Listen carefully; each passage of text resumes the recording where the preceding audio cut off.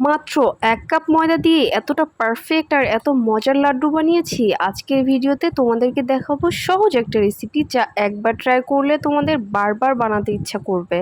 Hello and আসসালামু আলাইকুম everyone, welcome to my another video. I hope তোমরা সবাই ভালো আছো। আমি আল্লাহর রহমতে ভালো আছি। ভিডিওটা দেখা শুরু করার আগে অবশ্যই তোমরা কমেন্ট করে জানিয়ে যাবা আমার ভিডিও তোমরা কে কোথা থেকে দেখছো আর আমার ভিডিও তোমাদের কাছে কেমন লাগে। আমি এখানে ১ কাপের মতো বেসন নিয়েছি, ওটা ভালোভাবে চালনি দিয়ে চেলে নিয়েছি যাতে ভিতরে কোনো লাম্পস না থাকে, কারণ অনেক সময় বেসনের ভিতরে দলা দলা থাকে। এই দলা দলাটা দূর করার জন্য আমি ভালোভাবে চেলে নিয়েছি। ব্যাটার বানানোর জন্য এখানে আমি পানি দিয়ে নিয়েছি। পানিটা এরকম দিবেন যাতে ব্যাটারটা এরকম ঘনত্ব আসে, অনেক বেশি ঘনও না আবার অনেক বেশি পাতলাও না। বেসনের ব্যাটারটা ডুবন্ত তেলে ভাজি করতে হবে। আর এখানে আমি আমার ইচ্ছা মতো দিয়ে নিয়েছি, যেরকম ভালো লাগছে সেরকম, শুধু ভাজি করলেই হবে, ভিতরটা যাতে জাস্ট হয়ে যায় এতটুকুই। আচ্ছা, আমি আবারও বলছি, বেসনের সাথে কিন্তু কিচ্ছু দেওয়ার দরকার নেই, শুধু বেসন আর পানি দিয়ে ভালোভাবে গুলিয়ে ভেজে নিলেই হবে। আমি এক এক করে সবগুলো বেসন ভেজে নিয়েছি, আর এটা কিন্তু একেবারে মুচমুচে করে ভাজা যাবে না, একটু নরম নরম করে ভাজতে হবে। আচ্ছা শোনো, আমরা যে তেল পিঠা খাই সেই তেল পিঠার মতো নরম করে ভেজে নিলেই হবে। চপের মতো মুচমুচে ভাজলে কিন্তু হবে না, তেল পিঠার মতো ওরকম নরম নরম করে ভাজলে হবে। ভাজার পরে এটা আমি ঠান্ডা হওয়ার জন্য ২০ মিনিটের মতো রেখে দিয়েছিলাম। একদম ঠান্ডা হয়ে যাওয়ার পর এখন আমি এটা ব্লেন্ডারে দিয়ে ব্লেন্ড করে নিব। এটা কিন্তু একদমই গরম গরম ব্লেন্ড করা যাবে না, তাইলে কিন্তু ব্লেন্ডারে প্রবলেম হবে। এটা একেবারে ঠান্ডা হয়ে যাওয়ার পরে তারপরে ব্লেন্ড করতে হবে।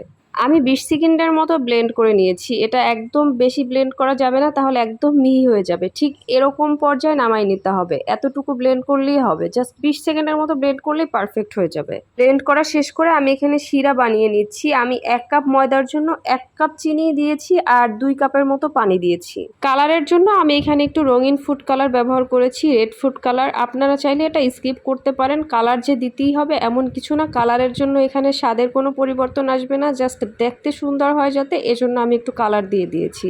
বেসনের গুঁড়া দেওয়ার সময় অবশ্যই চুলার আঁচ একদম লো করে নেবেন, তারপরে আস্তে আস্তে নেড়ে চেড়ে ভালোভাবে একটা ব্যাটার বানিয়ে নেবেন। আমার ব্যাটার তো এখন একদম পারফেক্ট। আমি একদম চুলা থেকে নামিয়ে নিয়েছি, এখন একটু ঠান্ডা হওয়ার জন্য অপেক্ষা করতে হবে। একদম গরম গরম নিলে কিন্তু আবার হাত পুড়ে যেতে পারে। তাছাড়া ব্যাটার একেবারে ঠান্ডাও করা যাবে না, একটু গরম থাকা অবস্থায় লাড্ডুর শেপ করে নিতে হবে। আমি যখন লাড্ডু বানাচ্ছিলাম আমার বাসার পিচ্চি বাহিনী সবগুলো আমার সামনেই ছিল, আর আমার ভিতর আসলে অনেক এক্সাইটমেন্ট কাজ করছিল কেমন হবে খেতে, আসলেই দোকানের মতো হবে কিনা। আমার সাথে কিন্তু আমার মেয়েও লাড্ডু বানিয়ে দিয়েছে। সে ছোট ছোট লাড্ডু বানিয়েছে আর বলেছে যে এই ছোট ছোট লাড্ডুগুলো তার জন্য। একটা একটা করে আমি আমার সব লাড্ডুগুলো বানিয়ে নিয়েছি, আর ডেকোরেশনের জন্য আমি উপর থেকে গোল্ডেন সিলভার ফয়েলটা দিয়ে দিয়েছি। আপনারা এটাও চাইলে স্কিপ করতে পারেন, এটা না দিলেও কোনো সমস্যা নেই। আমি জাস্ট দেখতে সুন্দর হবে এই জন্য বাসায় ছিল তাই দিয়েছি। দেখি আমার চোখের শান্তি লাগতেছে। আর দেখেন কতটা পারফেক্ট হয়েছে আমার লাড্ডুগুলো। আলহামদুলিল্লাহ, অনেক বেশি মজা হয়েছে খেতে। অবশ্যই আপনারা বাসায় ট্রাই করবেন। আজকের ভিডিওটা তাহলে আর বড় করছি না, ভিডিওটা এখানেই শেষ করছি। দেখা হবে নেক্সট কোনো ভিডিওতে। সে পর্যন্ত সবাই ভালো থাকবেন, সুস্থ থাকবেন। আল্লাহ হাফেজ অ্যান্ড আসসালামু আলাইকুম।